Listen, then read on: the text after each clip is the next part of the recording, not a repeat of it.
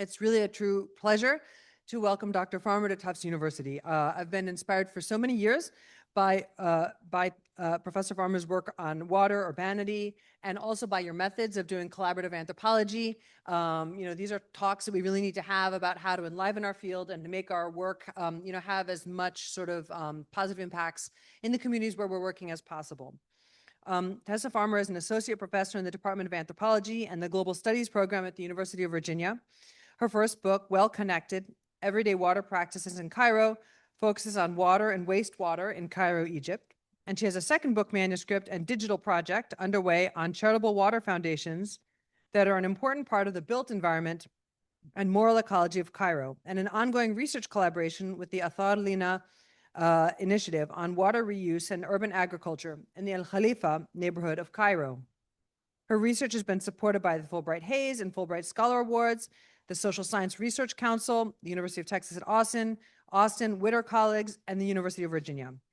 Dr. Farmer's work has appeared in the Middle East Law and Governance Journal, Human Organization, the Journal of Sustainability Education, Anthropology News, Marip, the edited volume Challenging Global Development Towards Decoloniality and Justice. And Dr. Farmer also co-edited a guest special issue on the environment in the Middle East, on environment in the Middle East in the flagship journal in Middle East Studies, the International Journal of Middle East Studies, with Jessica Barnes. And I also want to take this moment to acknowledge not only does Dr. Farmer do incredible collaborative work with people in Cairo, but she does incredible collaborative work that shapes our academic atmospheres here in this country. So I want to acknowledge your brave and transformative service to our academic community across many organizations and several years. This is not work that is often acknowledged unless it's punished. So, so thank you for your brave work there. Thank you for coming to Tufts, and thank you for sharing your important research with us. I think they gave me this. Oh, good. Thank you. Thank you very much for this very kind introduction. I appreciate that.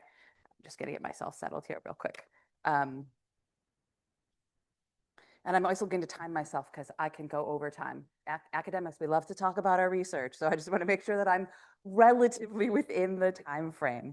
Okay, so I also wanted to just start out with a thank you, reiterating many of the things that we've already heard today. Very much appreciate Amal Bashara and all of the work that she has done to bring me here in the Department of Anthropology, Coco Gomez and the Hope Cunningham Environmental Lecture Series, Sinette Groch and the Environmental Studies Program, Alex Blanchette and Sylvia Bottinelli with the University Ecologies and the Question of the Commons Program.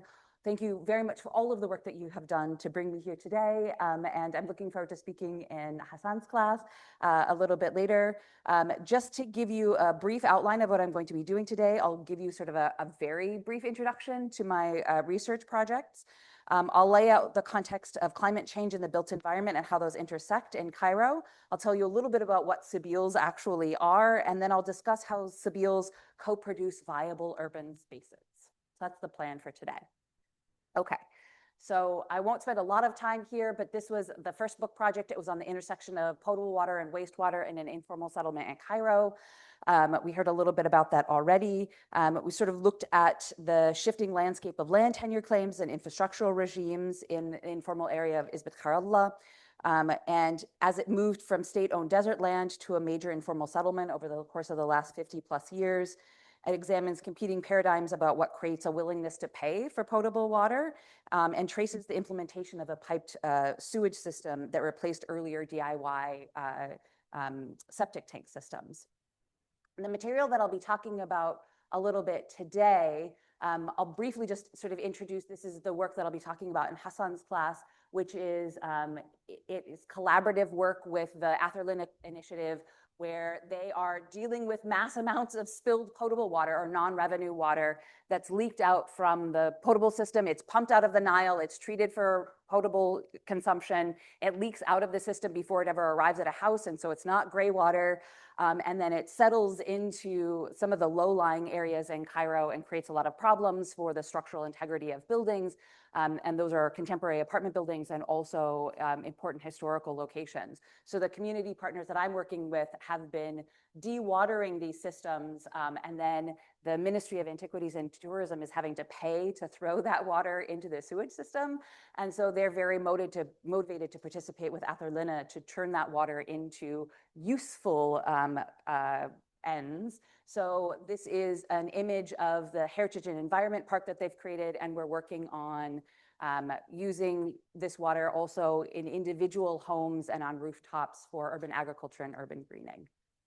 I'm going to be talking to you more about the ongoing second book project, which is on Sebeles. I'm also doing a digital research project and creating a platform with the IAF folks at UVA, so Digital Humanities. We're trying to create a platform for sharing information and consolidating information about Sebeles because they're really under-resourced and under-studied, very much so in the English language material, but also even looking at other languages. There's not a ton out there, especially about vernacular Sebeles, which are the kinds that I'm looking at. So we're doing things, I'll show you a little bit more about the different kinds of vernacular Sebele types. We're creating an annotated bibliography of scholarship in multiple languages.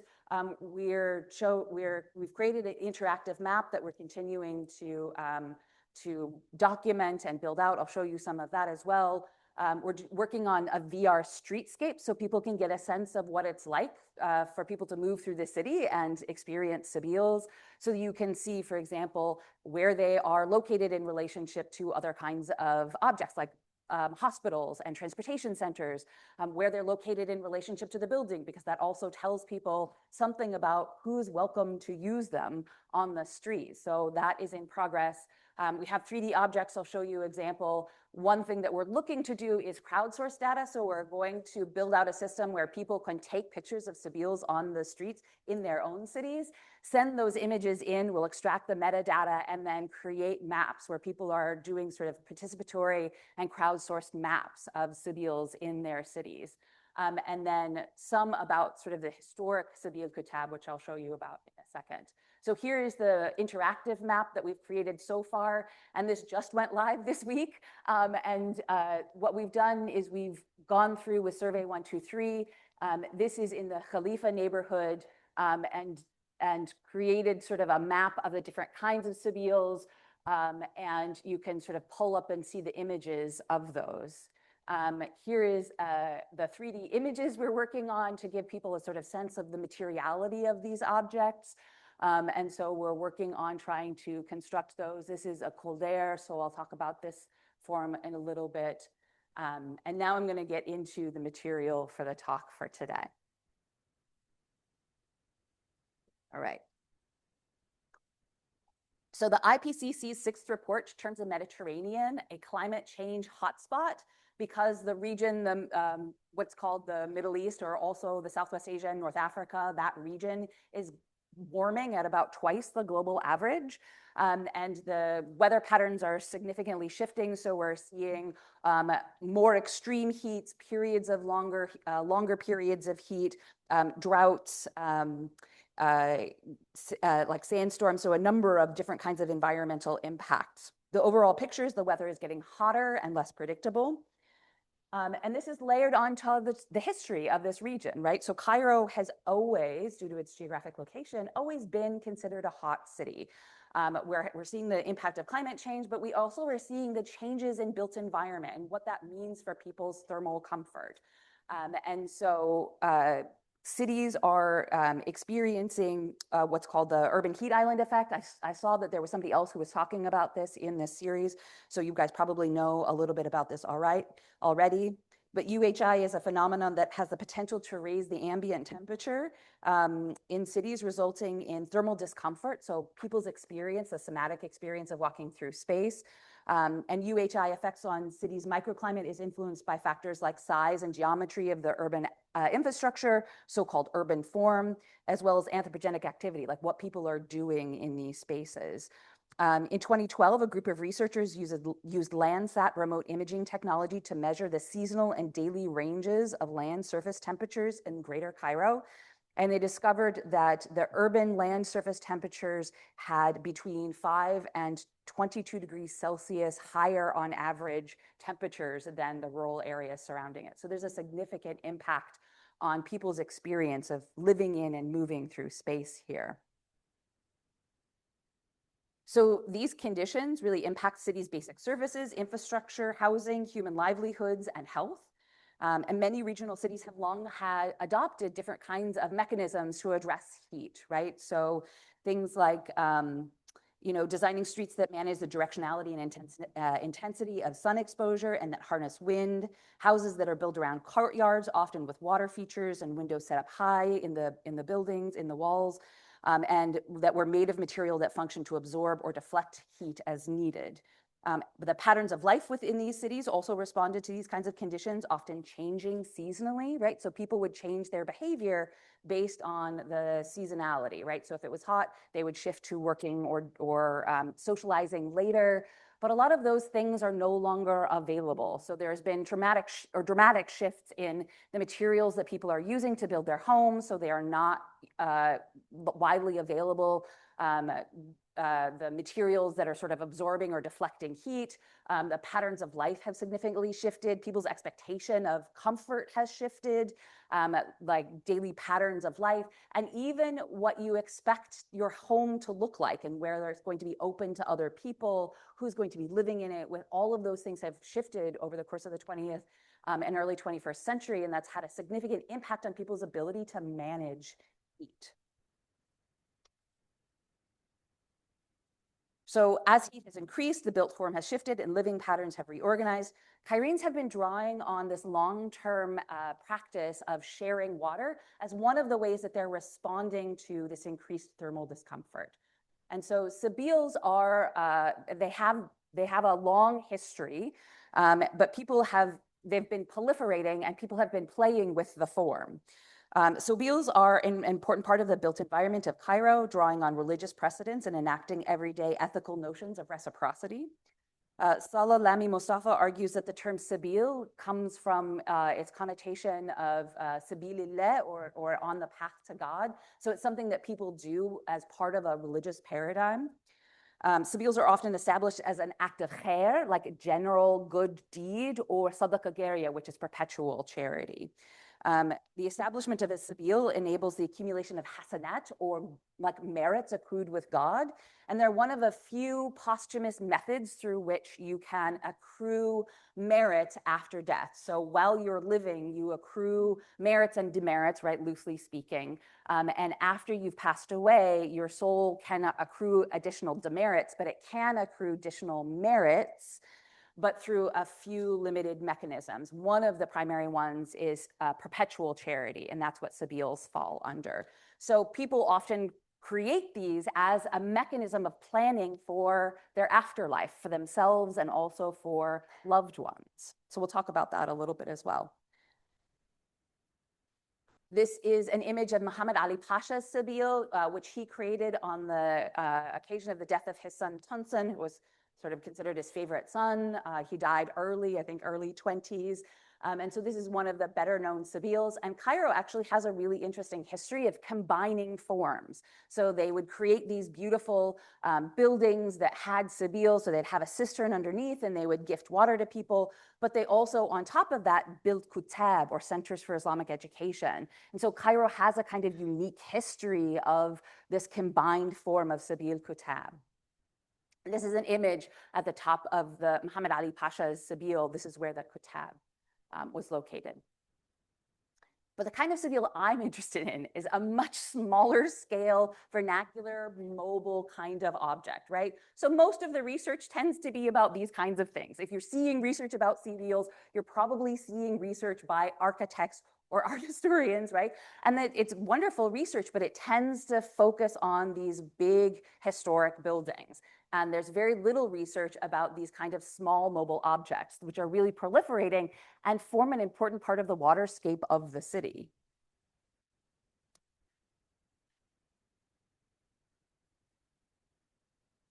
And so there are basically starting to be 5 main types of what I call vernacular sabils. There are ula, zir. So there are ula, here you can see these clay forms. Zir, which is another form of clay. Kulmen, kulder, and bermil. This is the new form. And then we'll talk a little bit as well about sabils that are for animals, because there are many Sabiles that are intended for humans, but there are also Sabiles that are intended for other creatures. Anything with a wet liver is understood to have a kind of ethical claim on us as humans.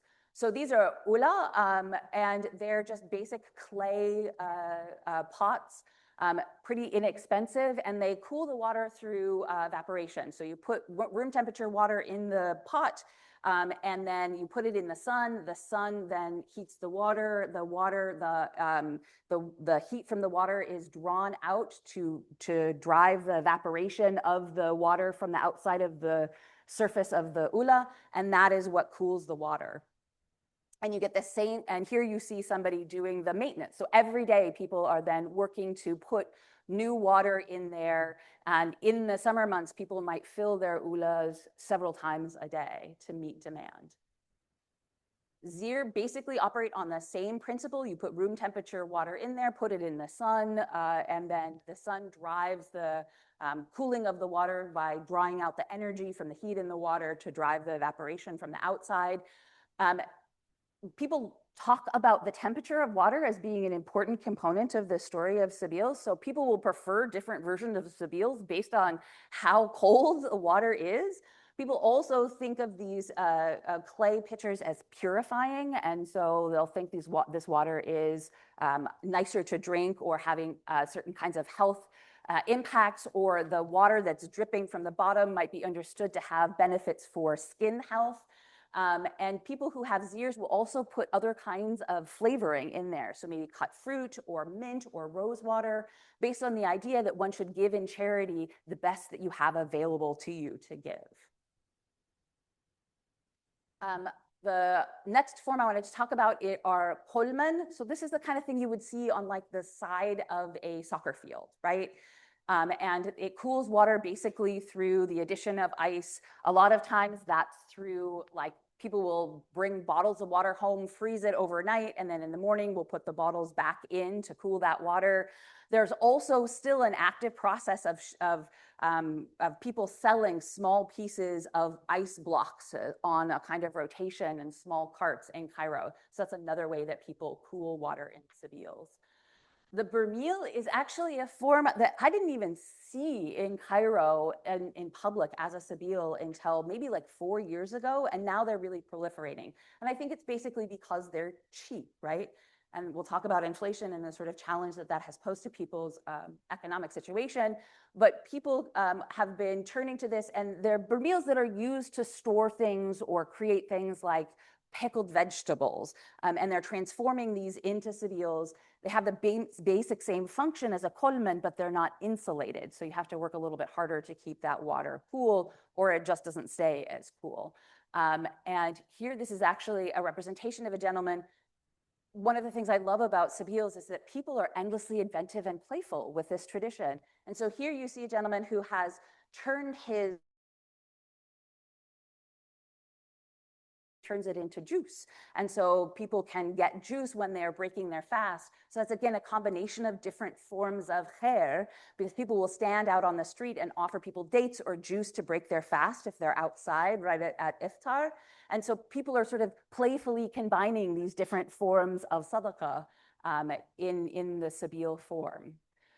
Here's an image of one of the most ubiquitous forms. This is a kolder, and it's a mechanized water cooler. And you can see here that it has to be connected to the electricity and piped water. And then you can see here, this is actually the outtake pipe is being put into the sewage system right next to it. And so you see these sort of informal systems.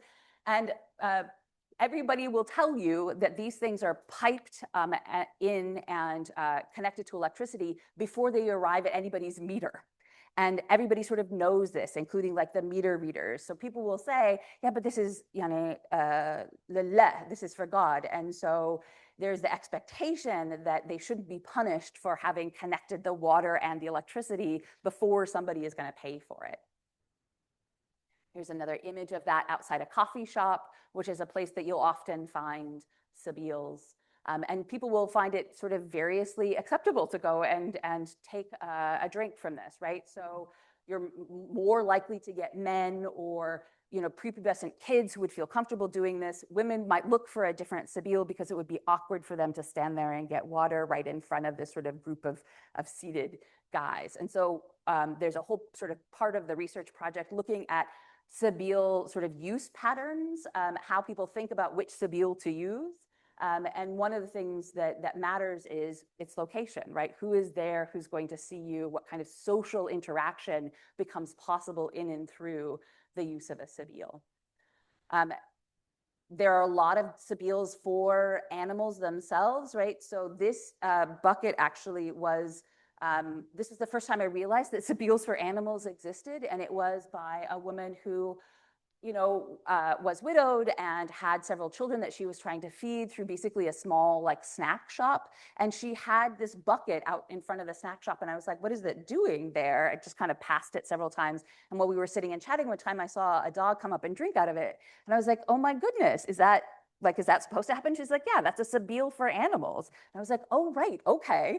And she said, I can't really afford one of the kulmen or even the ulil because they break, the zirs break, I would have to replace them, but I can afford this. And so this is something that I can do. This is at my sort of level of possibility. And you see up here, this is both food and water intended for birds. So there's a vertical story as well to sabiles in Cairo. If you're looking at the ground, you'll see a layer of sabiles that are intended for cats and dogs and ferrets, and insects as well. But there are also sabiles that will be at various levels of the city to respond to the needs of other creatures, including birds. And sometimes sabiles for human beings will have a kind of catchment basin below them. You can see this. Again, some people think that the water that's dripping off of things like zir have like health benefits and will put them on their face to sort of like clean. It's considered sort of a cleaning process, but these are really intended to catch the runoff, or when somebody takes a drink and then throws out the remainder in their cup, they're intended to catch that and then use that for animals. Here's a sabile that was put directly for an animal. This is in front of someone's shop. And he said, I noticed a marked increase in the number of street animals in the last couple of years. It was around Ibn Tulun Mosque. And he said, well, I just decided I saw so many animals suffering. In fact, saw a few being hit by cars and decided I really wanted to do something about this. And so created a sabile for cats and dogs on the doorstep of his work. One last, I thought, really interesting iteration of this is that people, again, are really playful with these forms. And so here you can kind of see an example of this where people are putting sabiles next to trees. So the sabiles are watering trees, and trees themselves are considered another form of sadaqah jariyah, or perpetual charity. And so they're playing with and combining forms of different kinds of charity. This was another gentleman who had kept sabiles. He originally had a coleman. And he heard about someone who had been electrocuted to death by one of the colders nearby. So the colder, the electrical version, that mechanized water cooler, the cord had like fallen into some of the water that was underneath it. Somebody came to take a drink and was electrocuted. And so this gentleman was like, I don't want to keep a colder anymore. I'm really anxious about what that means. Now I know somebody could come to harm, and my niyyah, my intention of keeping the sabile, would be ruined if I know it's dangerous and I keep it. So he shifted to using Holman Sabil. One other last sort of point that I want to make in terms of form is that you can also see neighborhood styles in the way that people create sabiles. So in Khalifa, I saw a number of places where people had cemented in old cast off sinks and other kinds of materials like that, other kinds of old sinks, old toilets, other kinds of materials like that. They'd cement them into their buildings or in the walls right outside their buildings. And that's not something you see everywhere. A few people had actually created with tile, little sabiles that they had cemented into their building. And so it's a kind of a neighborhood style of sabile. So you can kind of get a flavor of neighborhood sabile keeping. Now, this is the last one about form. There are also networks of ephemeral sabiles. So people will put out water in little containers for animals on very hot days. These things come and they go, but you see them all around Cairo, these little sort of like food containers, takeaway containers that have been filled with water and put at various levels for the use of animals during very hot seasons of the year. And one of the reasons that I became interested in Sabiles, it came out of the first research project in Izbit Karallah, because I asked people to take me on a tour, show me where water exists in your neighborhood, explain to me why it matters, how it gets there. And one of the things they kept bringing me to were Sabiles. And in 2018, when I went back, I noticed like a really rapid proliferation of Sabiles in the neighborhood.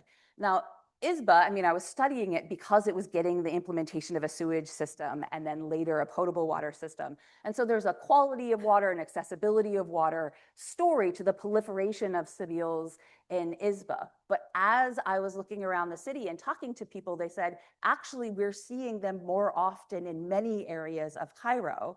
And what they would tell me about was the experience of thermal discomfort, the somatic experience of walking through the city and saying it's becoming much more difficult. It's hotter, the transportation patterns have shifted, people are having to walk longer, they're less likely to maybe use some of the smaller transportation because the economy has shifted. And so people respond in part by creating Sabiles. They say, I remember that experience of that somatic discomfort, and I've chosen to create a Sabile as a part of a way to create viable urban space. I want my city to be a livable city. I want my city to be a verdant city. And so I'm going to participate in gifting water to people.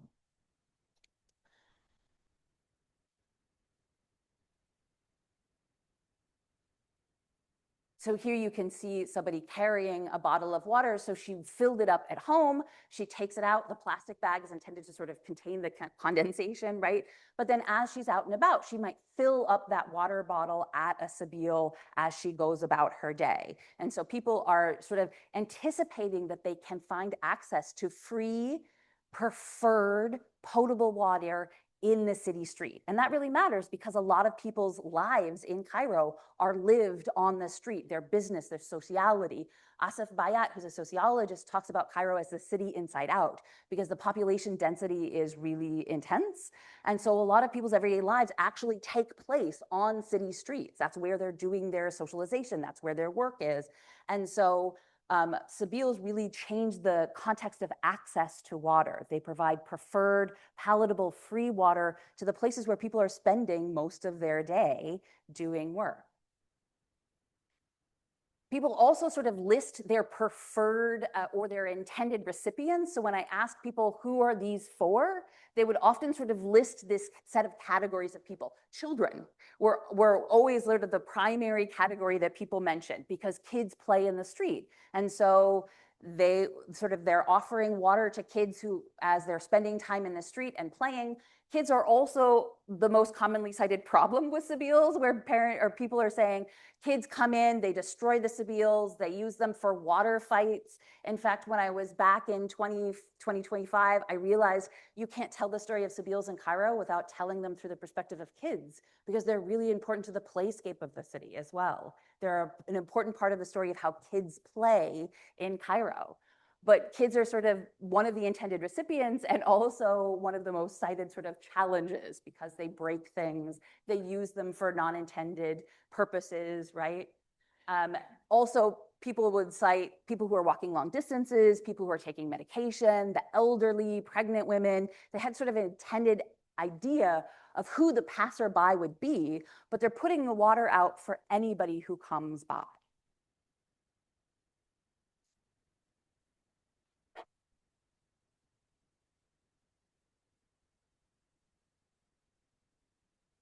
So the practices of Sabile caping are in part a response to changes in the conditions that shape Cairo's thermal comfort range and that dictates the sort of circumstances of the thermal human bioclimate, so the sort of climate at the scale of the body.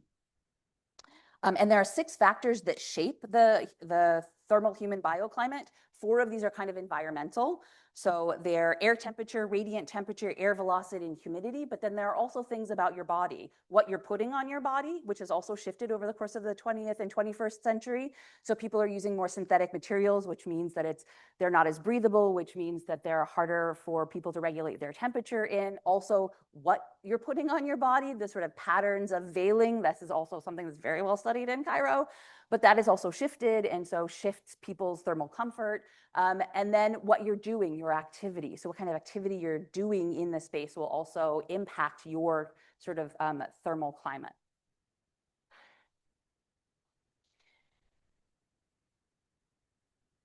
Right. And so Sabiles are what I call co-producers of viable urban spaces. They respond to the experience of Cairenes as they live and move through the, quote, city inside out. They operate in what I'm kind of loosely terming the sort of like taskscape of the city, these livable spaces along the peripheries of city streets where a lot of activity take place. And so these are locations where there's a sets of reciprocity, patterns of sociality, patterns of labor and relationality. And so Sabiles are co-producers of viable urban spaces. And they do this in part through exchange. Somebody creates a Sabile with the intention that people are going to come and use it, but they have general categories, but they don't really know who's coming to use the Sabile that they put out. It's intended for the passerby, right? Whoever comes by and needs water, it's intended for them. But someone puts it out and they take a lot of time and effort and care, right? So they're filling something like a kolman every day. They're putting fresh water in it. They're putting ice in it. They're generally cleaning off at least the outside of it so it looks appealing to people. And they're putting it out there as an offering, as a gift. But it's also a request, as gifts are, as an anthropologist will tell you. Gifts are also creating systems of obligation. They're requests for other people to participate in your ethical project, right? For the accumulation of hasanat, either for yourself or for a departed loved one. And some Sabiles will mark that they are intended as sadaqah jariyah or as perpetual charity dedicated to someone's soul. Others don't have that. But the understanding is it's at least possible if you're going to approach a Sabile that someone's soul is tied to this, right? And for some people, that means I'm going to deliberately use this particular Sabile because I want to participate in your ethical project. And not surprisingly, people also told me there are also Sabiles that I do not want to use because I do not want to participate in the ethical project of somebody that I don't like, right? And I discovered this is one of those things about ethnography. I had probably done 75 to 100 interviews on Sabiles before anybody ever mentioned to me that there were Sabiles that they wouldn't use because they didn't want to participate in that ethical project, right? And it was because I saw this really beautiful caldera. It was like prime location. It was very clean. I saw somebody doing maintenance on it. I never saw anybody using it. So I asked, I was like, why does nobody ever use this Sabile? She said, oh, well, because it's dedicated to somebody who was a gun runner. Nobody wants to participate in that ethical project. Not everybody agrees. Some people were like, I need to especially participate in that ethical project because that person has a sort of moral debt that they're worried about. But people, when you're looking at Sabiles in small neighborhoods, they're embedded in these deep social networks and relation. People know who created the Sabile, who that they're dedicated to, whether or not that lady keeps a clean house, and so you can trust the Sabile is clean, right? And so they function in these deep networks of sociality when they're in these small city spaces, which is a bit different from Sabiles that are located on these major thoroughfares or transportation routes, where they have all those connotations, but they don't have the thick sociality that Sabiles on neighborhood doorsteps do. How am I doing for time? Okay, so I have a few minutes left.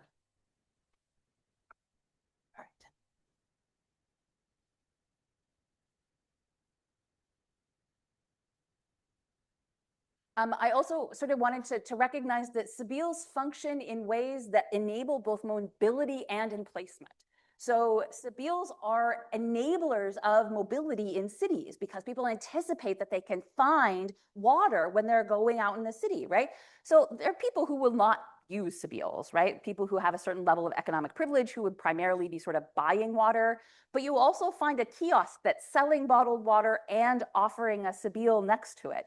And they're kind of intended for different audiences, right? If you can afford water, or if you need to go somewhere and you want a bottle of water, you might buy it, drink it, and then fill it up at the next Sabil, the next place that you go, right?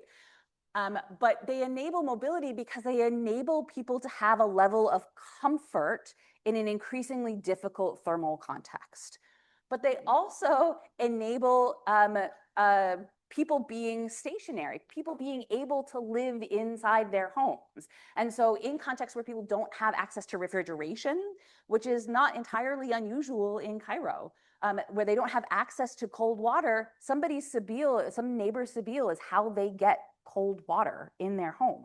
And so they might come out and fill a bottle of water and bring it into their home and drink from it multiple times a day.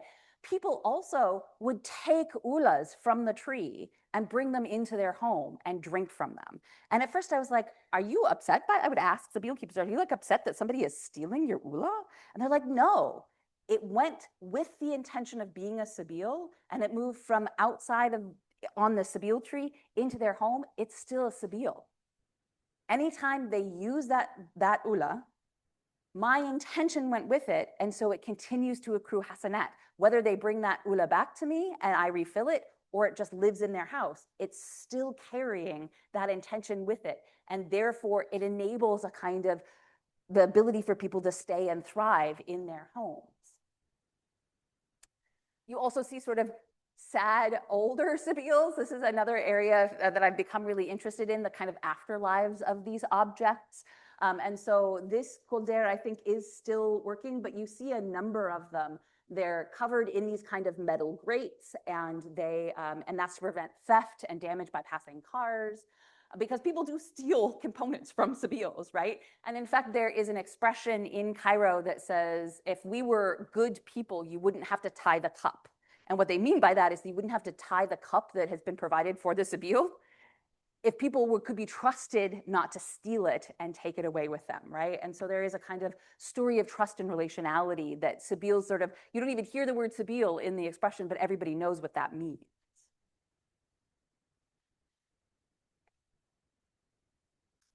Right. Yeah. Mobility. Okay. So here's just another image of Ula here. Here's a cage. This is really interesting. There are these lingering places where you can see where Sabils used to be. And Kolders were the object that I most often found that had been kind of abandoned because of the expense of maintenance. So you have to plumb it, you have to get somebody to come out, the motors will break. And so Kolders were the kind of Sabil I most often found kind of abandoned, or you would find the cages but no Sabil in there. But you would also find ledges around the city where Ula or Coleman used to be. And what really marked them for me was their embeddedness in a whole series of memorialization practices. So what I discovered is that a lot of times when you see, this is an image of a young man above a ledge that had a set of ula on it. This gentleman, I talked to him, his shop is around the corner here. This ledge was where there were ula, and there's a little sign that's dedicated to his departed wife. So there are all sorts of ways in which people are sort of marking who the Sabil is dedicated to. But there are also certain categories of people who are more likely to have a Sabil dedicated to them. Young men who died by surprise or suddenly. So in a car accident or some kind of violent death, you'd see more often those kinds of Sabils accompanied by a picture. This one is a sort of a picture hung on the wall, but you might also see it during Ramadan next to the fawanis, the lanterns of Ramadan. A kind of memorialization practices, especially for younger people or people who died suddenly. Here's a sort of older zir by the edge of the city. Okay, so, and I think in terms of time, I will just make a couple of final points. One of them is that, the Ula kind of fit within a paradigm I found very interesting when I started giving talks about Sabils. I got a kind of standard response from a certain category of person that was very interested in Sabiles as a possible scalable solution to climate change, right? They are small, they are cheap, they are dispersed. They aren't organized like by the government, which means you can just sort of bypass untrustworthy local governments, right? So there's a kind of way in which Sabiles fit in a model of response to a global North fear about the mobility of bodies, of racialized bodies in the context of climate change, right? So Jason Kantz, for example, talks about the context of Bangladesh, and he says, Bangladesh, you have all of these development projects that are creating these solutions or these examples that are supposed to demonstrate what Bangladeshis can do in the case that they get flooded. But the objects that they create, the houses that they create, wouldn't actually function in the context of a flood, right? Because they require objects that we would have to replace, and you wouldn't have access to them if the houses had flooded. They imagine people being separated and atomized into these separate buildings. Some of the materials, in fact, that they were created for would rust in the context of massive flooding. So he was like, why are they creating these kinds of things? And he said, they're creating them not for Bangladeshis. They're creating them from global North partners who are very anxious about what happens when there's mass mobility of racialized bodies because of climate change. And I found people talking about Sabiles in precisely the same way, right? How do we use these Sabiles to keep people in Cairo from leaving Cairo and creating problems with their mobility? And I found that really frustrating because of all of the ways that that imaginary totally fails to understand what motivates and maintains the system of creating and using Sabiles. That tradition, that trust, that thick sociality is not embedded in an imagination of a kind of scalable solution to the mobility of bodies.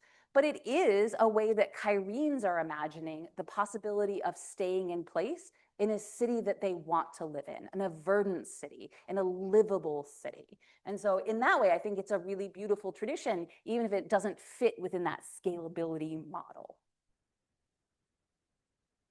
So just in conclusion, I'll say that Sabiles are really compelling in their contextuality and their complexity. They're animated by particular religious notions about the importance of sharing water, about schematics for accounting for the good and bad that humans do throughout their life. They play an important role in shaping the materiality and the moral landscape of Cairo. They enable both mobility and emplacement. They mark nodes in neighborly relations, and they speak to how Cairenes are actively working to amend their city to better meet their expectations of a viable urban space. They're particularly important in the changing environmental conditions of Cairo and point to ways in which vernacular and small-scale water infrastructure can add to the picture of urban water resilience in the context of climate change. So thank you very much for your time and attention. I hope that that was sufficiently coherent and not too far over time. And here are just some images of Sabiles in Cairo. And thank you for your time and attention.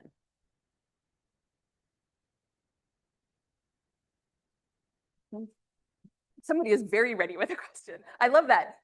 That's my favorite version of things.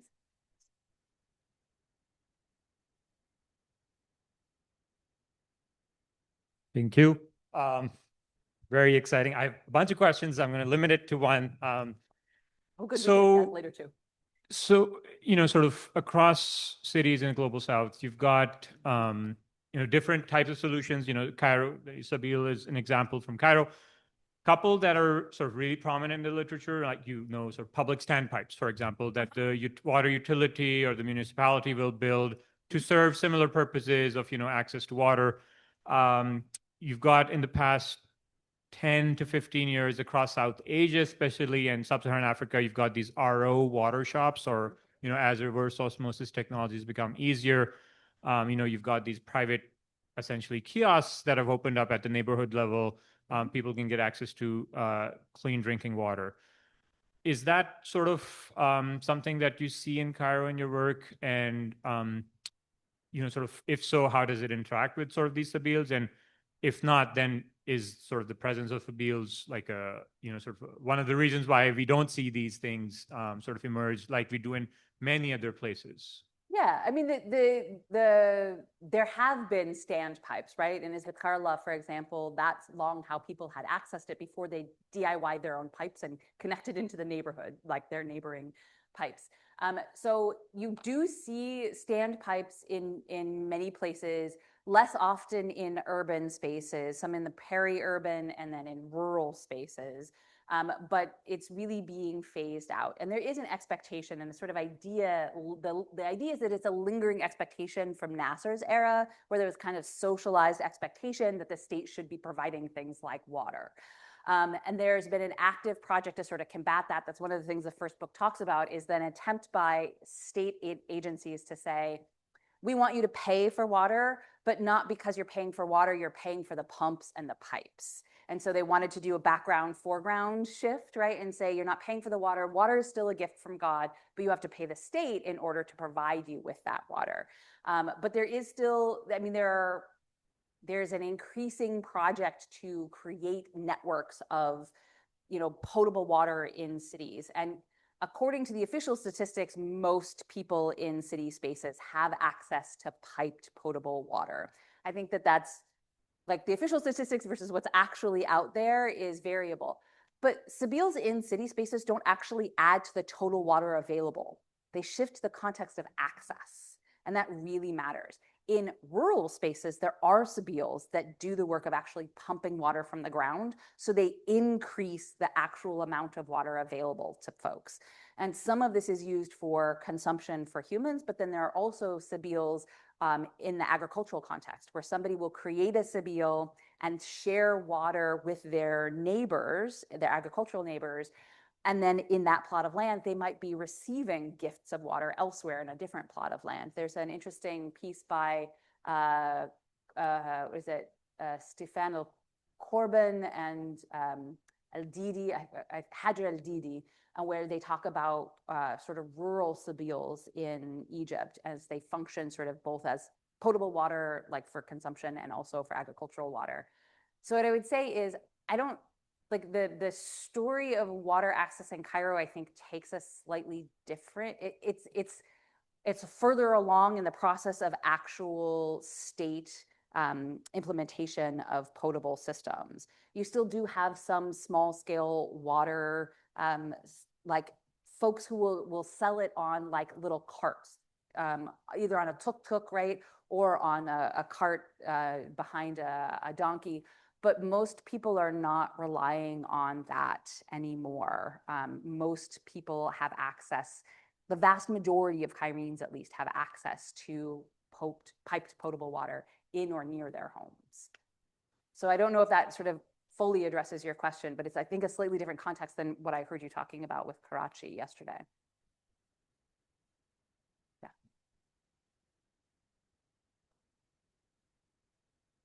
Hi, thank you so much for that talk. That was amazing. I'll try to articulate my thoughts. I'll see how well I do.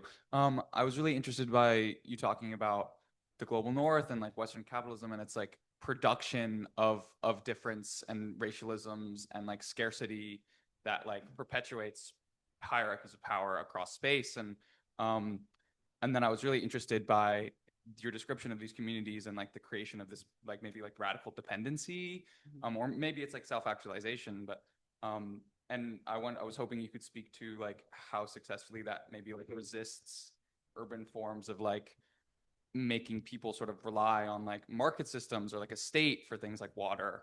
And then also I was hoping if you could speak to like how these forms of like water and communities that create like a collective subsistence and how that like informs these people's like individual levels, like understandings of space and like ontologies and stuff. I'll do my best to answer that, but please let me know if I'm not getting to the center of your concern. I mean, Cairo is really interesting because of the proliferation of Sabils. The Sabil idea exists wherever Islam is, right?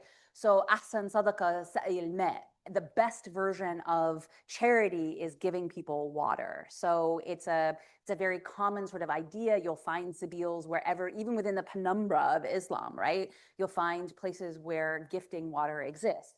But not everywhere do you have the thickness of vernacular Sabil. That is particular. You find it in other cities in Cairo, in Egypt, but not as much as in Cairo. And in other places around the region, you also don't find nearly the number of people that are creating it. So I think that there is something particular to the kind of ethos of city spaces in Cairo. And despite the fact that Cairo is right as the Nile, the very narrow Nile expands out into the delta, it's always had kind of a history of challenge of access to water, because people had to sort of keep the building far enough away that they weren't going to be flooded every year with the annual floods. There's always been kind of a history of a challenge of accessing water.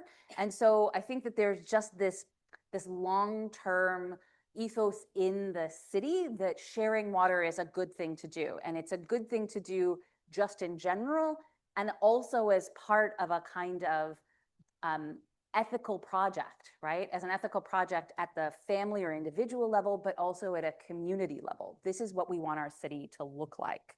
And so I think that people understand these as for vulnerable bodies. So people who maybe can't afford to buy water, or because they're too young and they don't really have money, or because they're elderly, or because they're pregnant and they have particular kinds of like bodily demands. And so there is a kind of expectation of like mutuality, kindness, and reciprocity as part of the story in Cairo. I mean, that exists everywhere. Sabil's exist, but there's a kind of thickness and density to it in Cairo that I haven't seen elsewhere. And it's funny because when I started asking questions about Sabils, other researchers from the region were like, I'd never realized what those were, right? And so I started asking about them, and I'm like, can you please send me pictures of them when you're doing research in Amman or in Jerusalem or wherever? And they would find pictures of them, but they had faded to the background, and there weren't nearly as many of them as there are in Cairo. And even when you ask people in Cairo about them, it's kind of like asking them about the sidewalk. Duh, that there are Sabils, because that's just how things work. It's so commonplace, so every day. It's definitely part of the infrastructure story where it fades into the background. But when you start opening it up, they are so complex in the way that they operate in the kind of moral landscape of the city, the social landscape of the city, the taskscapes of the city, right? I didn't talk about this, but there are these kind of Sabils that are quasi-Sabils because they're intended for the use of the workers in a workshop or the customers at a restaurant, but anybody can come and use them. And so there are all of these things that will kind of function as a Sabil because there's an expectation by the recipients, and the keepers of them aren't really sort of dedicating it to anybody. They're not doing it for Sadaqah Jariyah, but you should give water if somebody needs it. People will also sort of move objects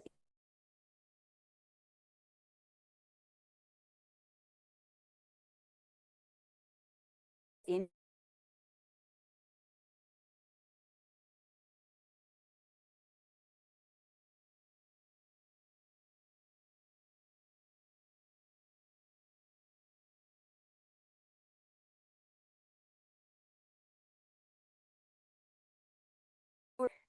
and then I think there's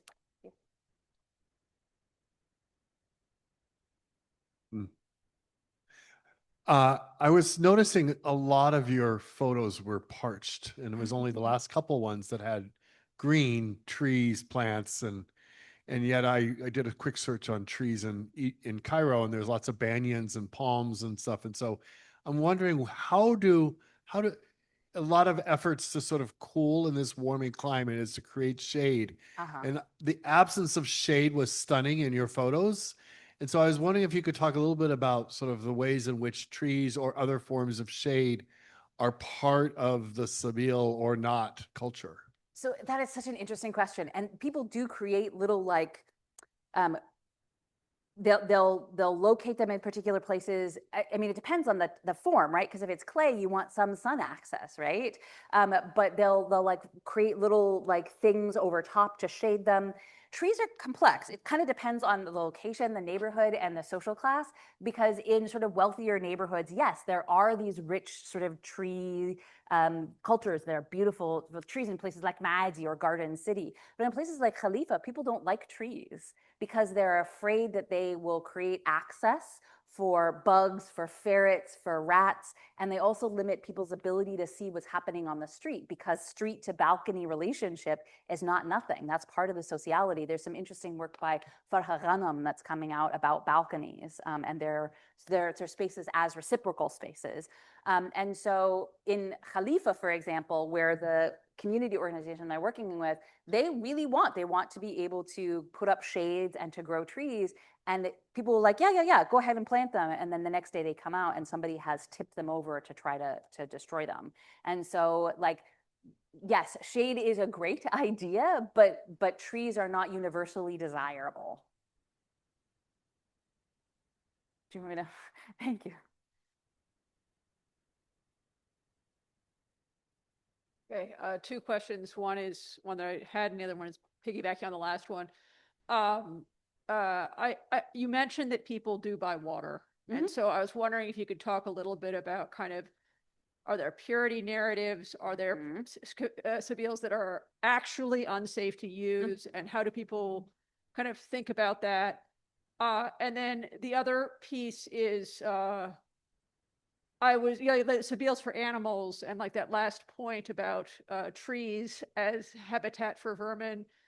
Here not Medford, but Somerville, our new mayor has really kind of like doing a campaign against rats.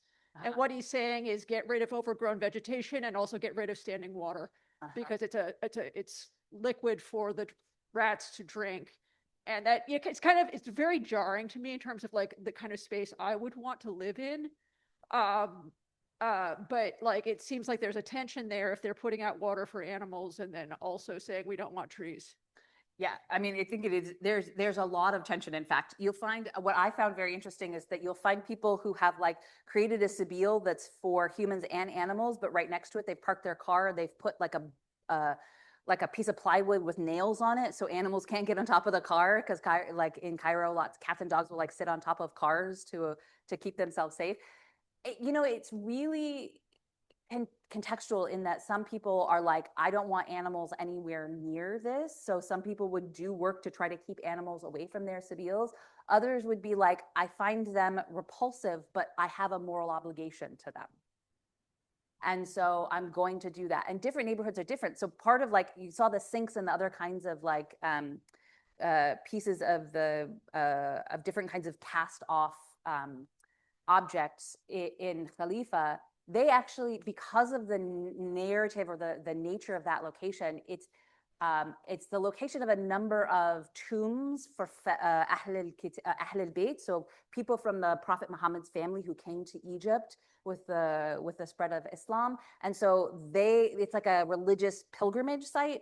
And there is a kind of ethos of care for animals that you find in Khalifa that isn't true as much everywhere, right? And so different neighborhoods will have different sort of responses to cats and dogs or other kinds of ferrets are another big animal on the streets in Cairo.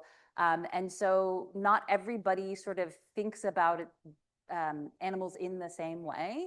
But there is a kind of expectation that there is a kind of ethical obligation to care for the non-human biological neighbors in your area. And how that looks is different, by individual, but also sort of neighborhoods have flavors of that.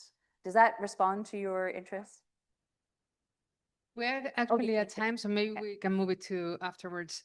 So because we're at time, I know there are many questions. Perhaps you can stay just a few minutes before the talk to answer them. So we also have a raffle to get to. So first, let's say thank you to our speaker one more time.